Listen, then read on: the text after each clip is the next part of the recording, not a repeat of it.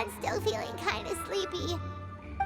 But it's time to get up, Traveler! We agreed to go see Neuvillette, so let's pack it up and get going!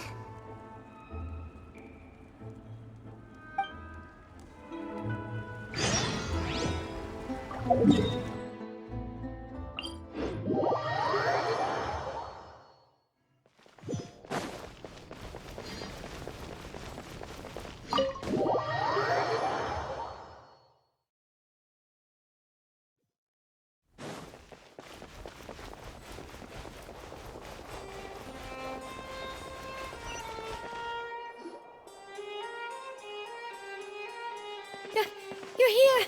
Finally! Is something wrong? Monsieur Neuvillette and Lady Farina, they seem to have gotten into a dispute. Please go see for yourself.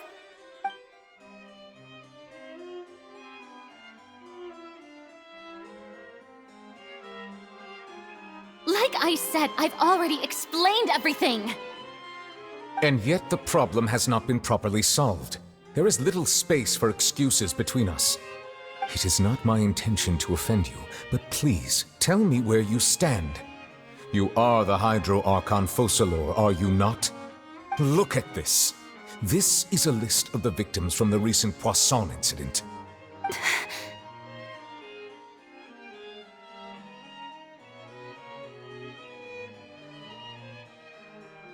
You mean... they're all...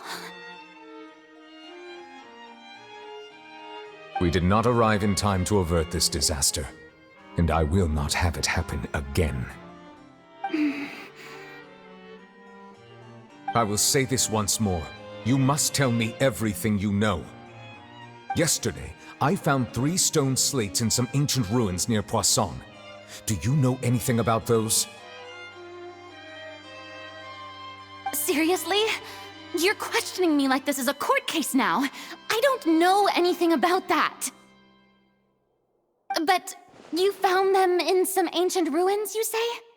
That's correct, which is why I came to ask you some questions.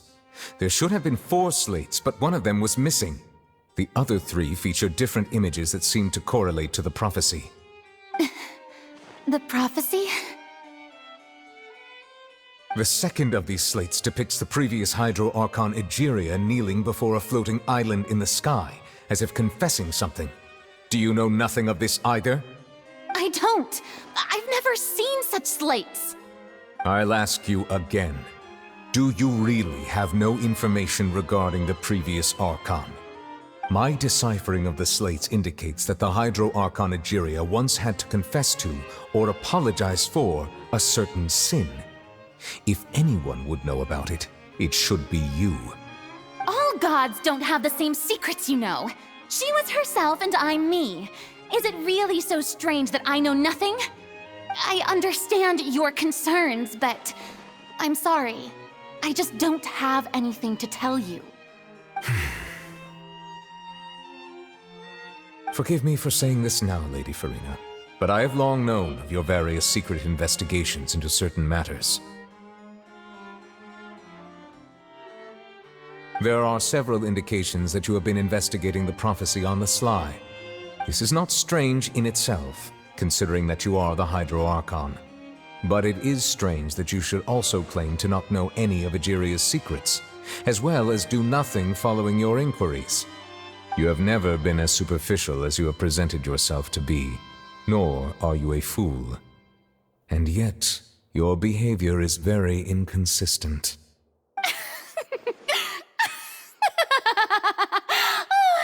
So you've been watching me all this time, have you? I didn't think you were that type. You...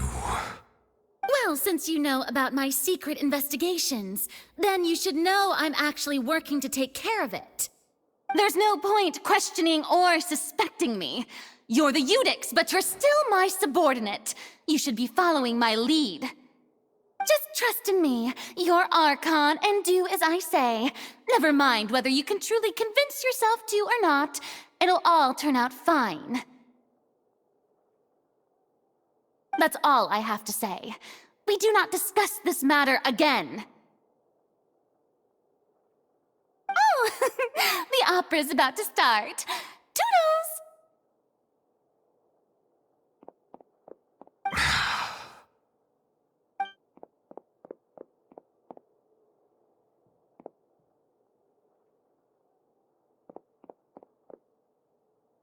Did Farina not notice us standing by the door?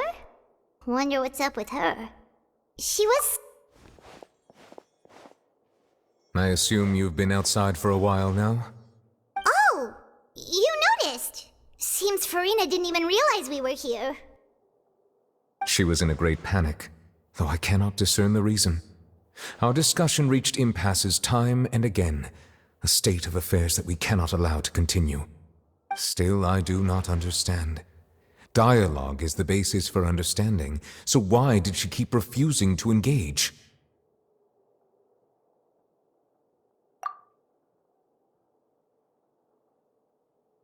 Everyone in her inner circle has noticed that she is hiding some secret. The issue is her attitude. I fear that she will not reveal anything unless absolutely forced to. We may have to create a situation in which she will have no choice but to speak. Oh? Like what? Normally, people will only reveal the truth when standing trial. Perhaps we must have the Hydro Archon experience just such a scenario. But Farina's seen so many trials, and she's really good at dodging questions. How do we make sure that she won't just slip away at the first chance she gets? We will need to consider this thoroughly, join forces with various parties, and then do what we can. If at all possible, I would prefer to recuse myself from this affair, but we must prevent the prophecy from coming to pass. This may be cruel to her, but all Fontaine is in crisis. The information a god possesses is too precious, and so we must take a chance on this. But who will lend us their aid to do such a thing?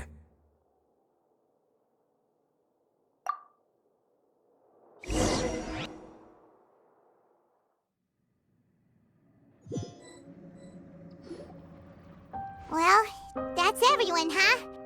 Speaking of which, it was pretty smart of you to think of hiding here. Poisson was just involved in a disaster, so it's presently devoid of people. That naturally makes it the best choice. And here you are drinking tea like it's the most natural thing in the world, huh? That's what family should do. Sit and enjoy a leisurely time together. It's nice to enjoy tea here, you know? Care for a cup? Lend me your ears, everyone. Or perhaps one of you might like to start us off. How about you, friend? Me? No, I don't think I can. Then, how about you, good sir? I fear that I will cause the mood on this boat to become as somber as it is in court. Well then, I guess we're lucky we've got a local like me to organize things. Wonderful, the spotlight at last. I guess I'll be facilitating things from here. That was a little long-winded, don't you think? Oh, you might be right. Anyway, to cut to the chase, our friend here, the Traveler, has brought us together to discuss something. As for what that is, well, let's start by saying that we'll be pooling our efforts together to create a series of traps. Oh, how intriguing. Well, it's just an expression, really. One that I just learned from Chlorand, and used on the spot. So, let's invite her to explain in detail. A round of applause, please.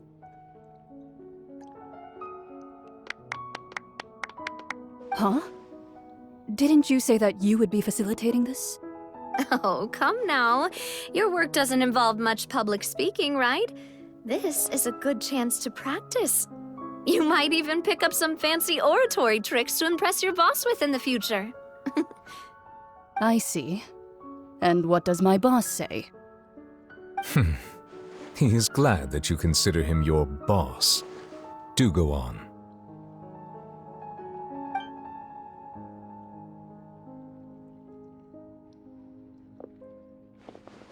In that case, do any of you have experience hunting? Not that I recall. Fremine and I once used a wooden stick in a basket to catch wild rabbits when we were younger. As for Lynette, Oh, right. You were sick that day, weren't you? I've also gone diving to catch some fish before. Does that count? I'm afraid not. You may or may not have heard, but Fontaine once played host to a group known as the Marechaussee Hunters. Though that was their name, they did not hunt animals, but rather various monsters left behind by the ancient dynasty of King Remus. Today, Fontaine's monster population has already thinned greatly, so the hunters have blended back into society, taking up arms in other lines of work. They even left a unique methodology of hunting in their wake.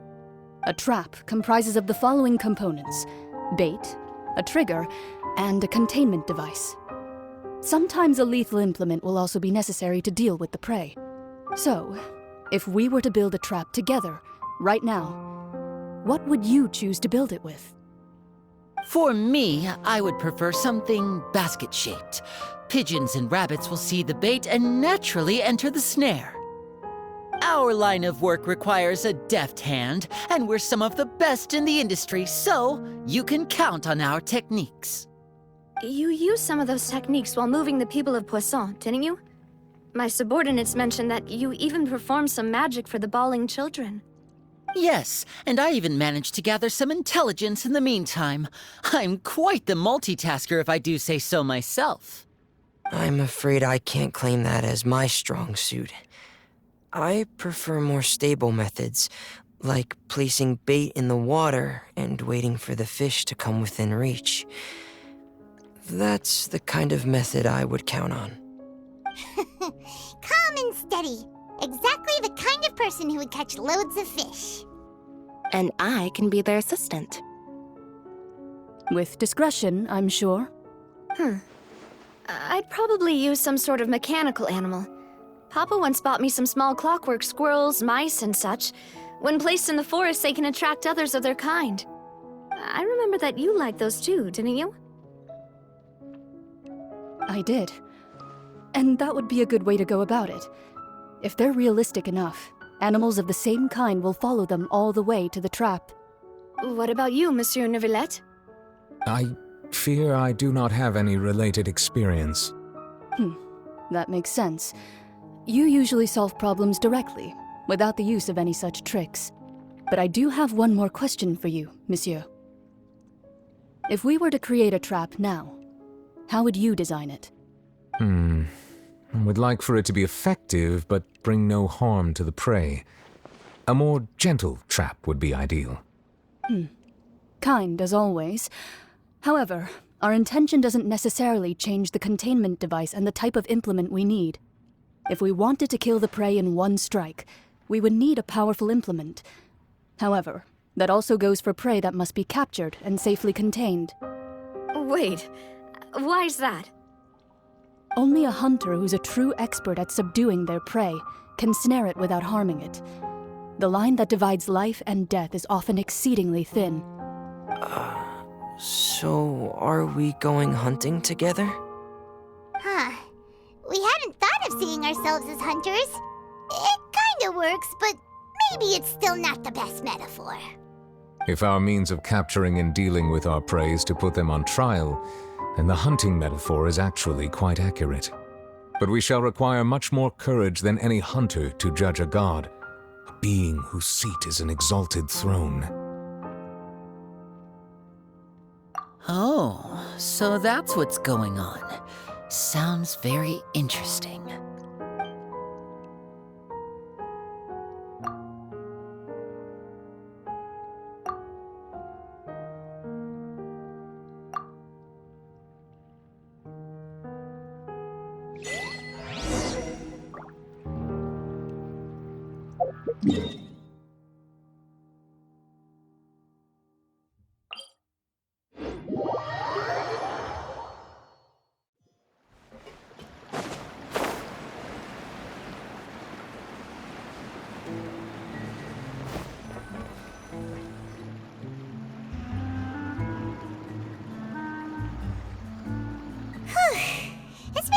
few days, hasn't it? So much has been happening. Paimon didn't think the meetings would go on for so long, but everyone seemed pretty fired up, huh? Paimon thought they'd be at least a little frightened. Well, Fremine was, now that Paimon thinks about it, but everyone else just looked a little surprised. Well... It's hard to say. Paimon doesn't have any experience with this sort of thing. But with you around, Paimon sure will do great. After all, you're the most reliable person in the world, aren't you? Huh? Did you just pour some tea? Paimon didn't notice you doing that at all. Then what's that? Paimon's never seen that cup before. Don't be frightened. I'm just joining you two for tea. I merely refrained from saying anything till now. Who's that voice? But there's no one here. Ah, have you forgotten me already? Wait, you are familiar. You're the voice we heard from the sky in Sumeru. The voice from the sky, hmm? I fear that description is wrong. Though, not completely wrong.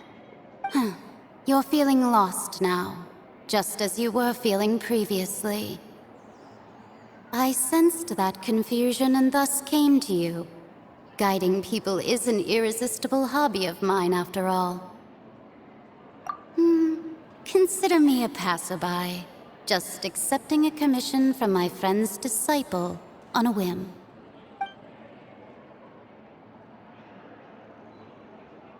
The prophecy. Yes, what has been prophesied will be fulfilled. You may view such things as the history of the future.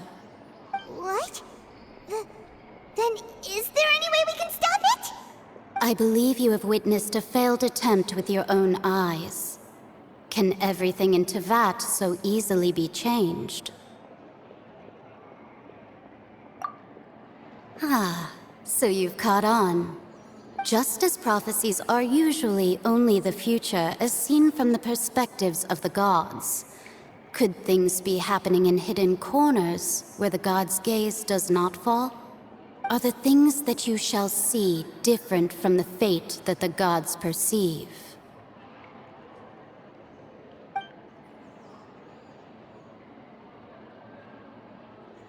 What is she talking about? It all sounds really impressive and important and stuff, but it also sounds kind of scary.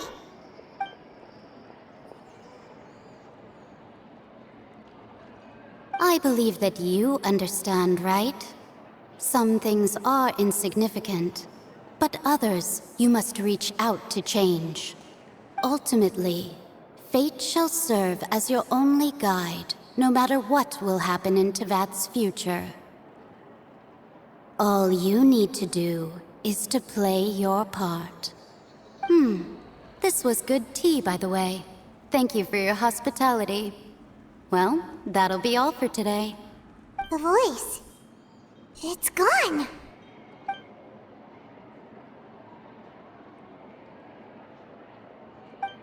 What?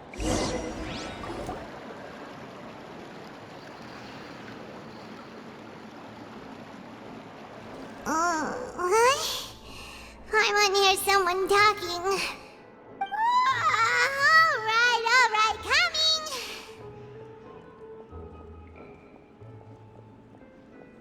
Hey, it's you who's getting lazy, okay?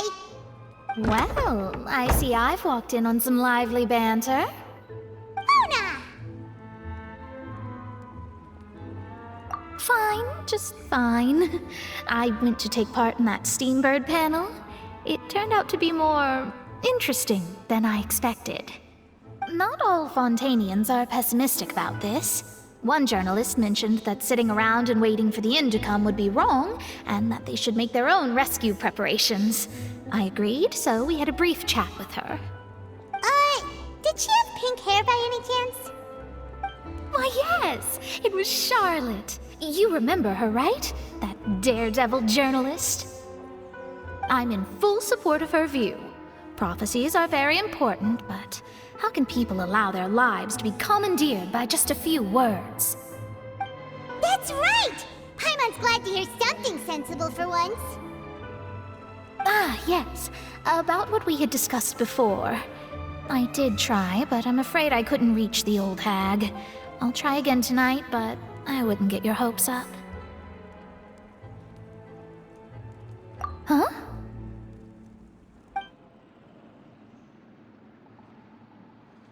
Goodness gracious. Are you serious? She said that even the god's gaze has blind spots. Pretty bold if you ask Paimon. Most people would believe the gods to be all-knowing, right? The Hexen Circle members are certainly anything but ordinary.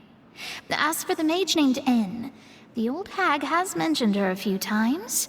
She said that N's sense of direction is incredible, and that she loves guiding those who are lost. But I've never met her, and if she were still alive, she'd be... well, suffice it to say that the hag's at least a few hundred now, and N's been around for longer than that. Whoa, the Hexen Circle sounds like a scary group. But they must really stay in shape to live so long. Their abilities alone are pretty terrifying. If she came to see you personally, then the problem you're facing must truly be of great importance. Well, it's not like Paimon could understand anything she said. Yes, she was quite cryptic, but I suspect she means that there is still a way to turn things around. She didn't say when or what that would be, though, so... perhaps it is something that you cannot know right now.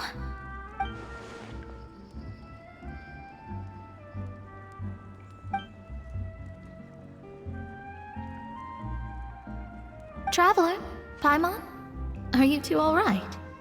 Oh, we're fine. We're just a little down right now. It kind of feels like the end is coming, you know? I see. I feel that same sense of desperation, too. I guess you could consider me someone who has often witnessed fate. So far as I have seen, it cannot be swayed. But even so, I still hope for, and believe in, miracles. Astrology is eternal and rational, but fate may not be.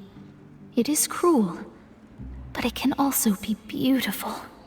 Perhaps that's what En was trying to tell you. Not to lose heart, and to believe that what you are seeing playing out before you is not yet set in stone. I did originally think of steering clear of all this, but I couldn't. Even if this is all futile, I still wish to help everyone. If we don't struggle to the last, then how can we face the end when it comes? Huh. You do have a point. There I go, talking about astrological principles again. Sorry about that. The moment I start talking about work-related stuff... I need to get going. It was worth trying to comfort you, even if only a little. I believe that you'll help those who are struggling in the same way I did. I suppose that might be why we always seem to meet by coincidence. Paimon feels kind of moved by what Mona said, but also kind of sad too. Hey, Traveler, Paimon suddenly feels like going outside for a walk. Let's go. Let's walk around the city, shall we? There's a few spots we always like to walk.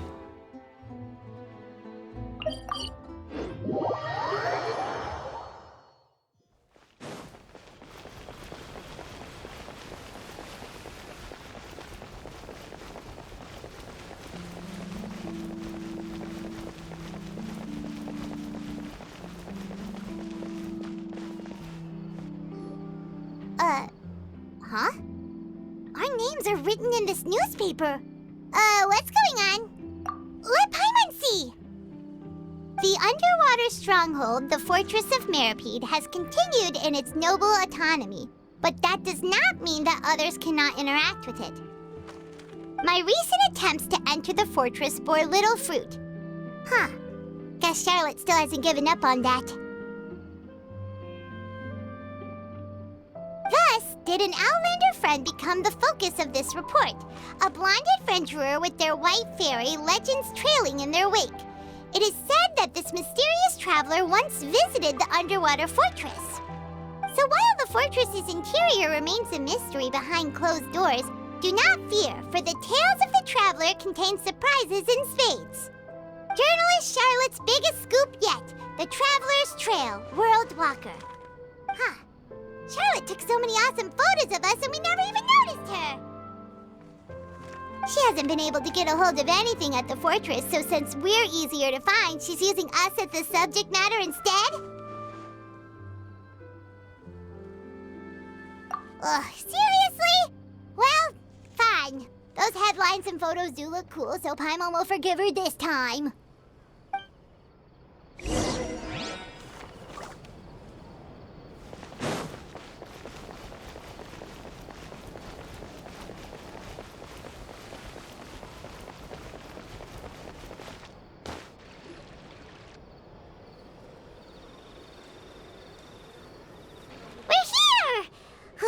Paimon's hungry. Should we go in and get something to eat?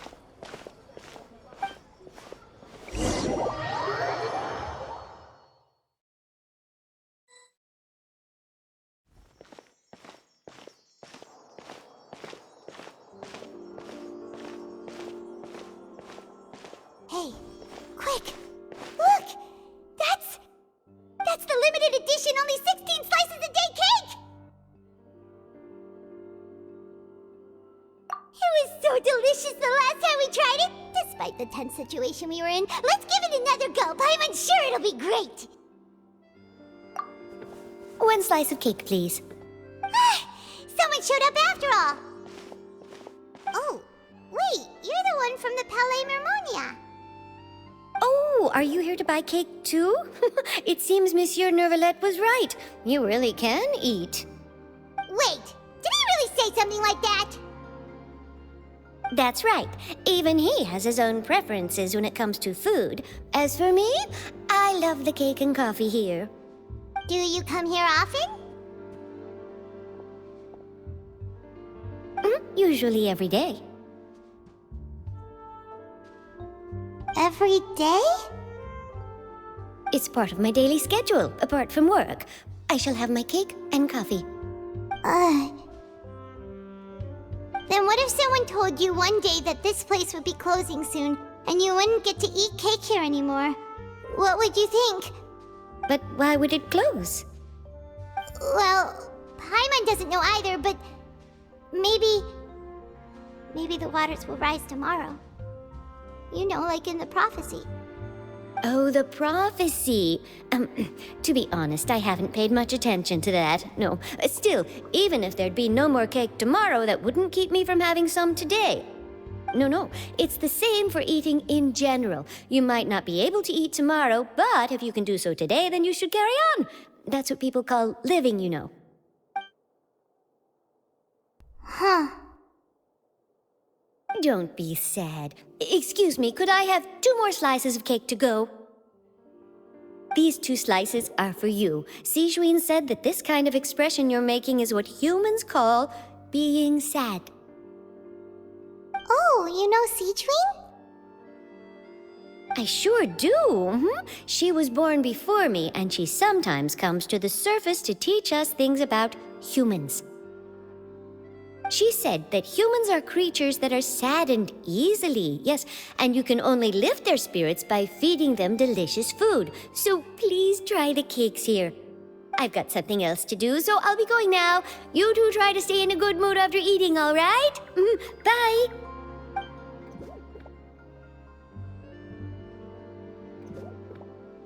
And there she goes. All right, let's dig in. I'm sure this cake will be delicious.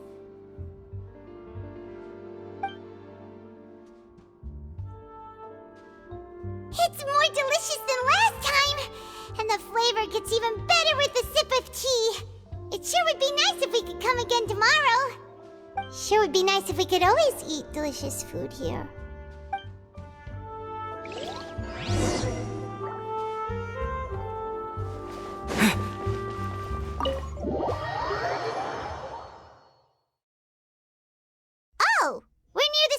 office. Let's go look for Charlotte and have a chat.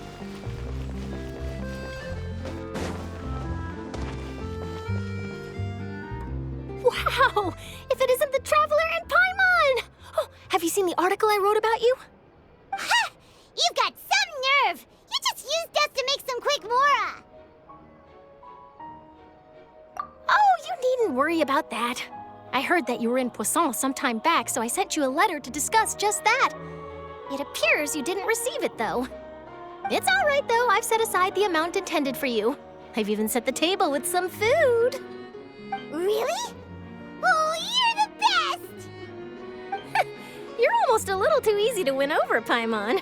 If I were a journalist with ulterior motives, you'd be in trouble now, you know. Oh, Paimon knows you're not like that. Still, what brings you here all of a sudden? Were you looking for me? When Mona mentioned you, we thought of coming to see you at work. I see. It seems you've already bumped into Mona here in Fontaine. So she mentioned me? What did she say? She said that you're a real daredevil of a journalist. Nice. In which case, can this daredevil journalist dare to request an exclusive interview with the legendary Traveler and Paimon? Huh? So your article in the paper today doesn't count? Oh, of course it doesn't. That was more like live photography. What I'd like to do is dive deeper and ask you to talk about the things you've seen and experienced. Yeah, are we even qualified enough? Why not? If I say you're worth an interview, then you're worth it. But not right now, of course. I'll need a few days to prepare. Oh, in that case, we'll just chat when you have the time then? Oh, so that's a yes? Ooh, splendid! I'll tell the editor-in-chief immediately. I'll have to apply for lighting, a venue, some props, and... Whew, so much to get done now. Talk to you later. Wait, Charlotte, Paimon's still got a question for you. And what's that? If, just for example, Fontaine were to be flooded tomorrow, what would you do today? Huh, that's the prophecy you're talking about, isn't it? I mean, I do hear about it often, but I've never once thought that the day could be tomorrow. If you're seriously asking, then I might try and think of a way to leave Fontaine. Oh, but I'm still a journalist first and foremost. That means I have a duty to be reporting from the scene. And secondly, I wouldn't forsake my homeland that easily. From what I've seen, most people don't know what they'd do should the worst come to pass. In truth, it might be better just to behave like normal rather than worry over such an end. So in all likelihood, I'd probably still be prepping at the office for that interview of ours. I know what you're thinking. That sounds a bit sad, but I've always believed that it's best to do what you enjoy. Just think about it. If this nation really were to be suddenly destroyed tomorrow, but I still successfully finish an exclusive interview with a truly unique person, then the story I would wind up writing would truly be timeless. And then do you know what I'd do? Well, I'd write that story, send it for printing, and use messenger pigeons to get copies out to the various nations as soon as possible. I'm not a dreamer, nor am I a workaholic, but I do love my job, and I'd be proud of leaving such an article behind. I guess you could say that I was born to be a journalist. But anyway, that's my answer. And on that note, I'll get back to my preparations. That's so nice. All of a sudden, Paimon actually kinda envies her. Anyway, let's go and take a look at the sea, shall we?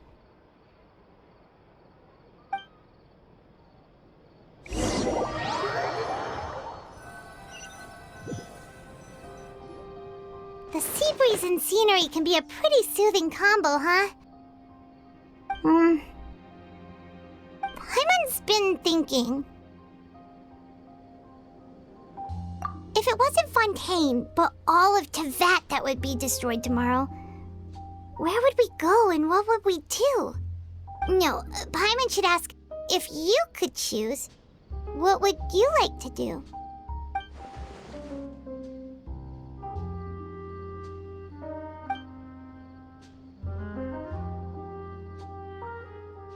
We've always been moving to the next destination, so we haven't spent much time thinking about these kinds of things. We didn't have to either, with us always being on the road and whatnot. You mean, still traveling? Huh. Wait, isn't that what we've always been doing?